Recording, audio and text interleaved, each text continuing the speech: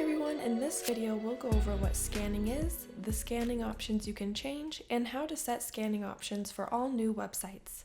You can also check out the links below for articles and other videos. Let's get into it. Scanning is when Pope Tech evaluates pages for accessibility results. Your scanner options let you customize how the scan happens. Let's take a look at these scanner options. To access the scanner options for a website, select Websites in the left main menu. Next, select the website you want to update by selecting the Actions icon for that website. On the Edit Website page, select Edit Website Settings, then the Scanner Options section. If you don't see the section, that means you don't have the Manage Crawl and Scan settings permission, so you'll need to reach out to your account owner to request it. Let's start with the Viewport Width Scanner option. Changing the viewport width changes the viewport size of the scanner. When the viewport size changes, the accessibility results can change too. So with this setting, you can test different sizes of your website. In fact, you can create the same website multiple times in Pope Tech and just change the viewport size settings to be different screen sizes. Now you can schedule regular scans and reports for your website in a desktop view, mobile view, and any other size. For example, the default of 1200 pixels would be a laptop screen size. If I changed it to about 500, that would be a mobile screen size. Evaluation delay has to do with how long it takes your page to load. The default evaluation delay is 1000 milliseconds or 1 second. This means the scanner waits 1 second after the page loads to evaluate the content.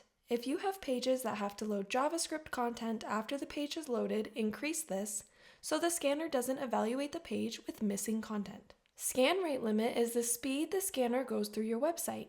If your website isn't intended for high traffic, you should select the low speed or manual and make the speed even lower. That said, the default speed of medium works for the majority of websites. Blocked host will block third-party widgets or embedded content from your scan. This can be used to block tracking JavaScript or other resources from loading. An example of this would be blocking maps.google.com. This would exclude Google Map content from your scan. You can also block just a subdirectory or a specific file. Any loaded resources that match will be blocked or wouldn't be scanned by Pope Tech. Those are all the scan options you can change, but you can also change the default scan options for all new websites. That way you don't have to update these settings every time you add a website. You'll need the Manage Settings permission, so you might need to contact your account owner if you don't have that. To change the default scan options, select Settings in the left main menu. Next, select the Organization Defaults tab. Now select the Scanner Options dropdown.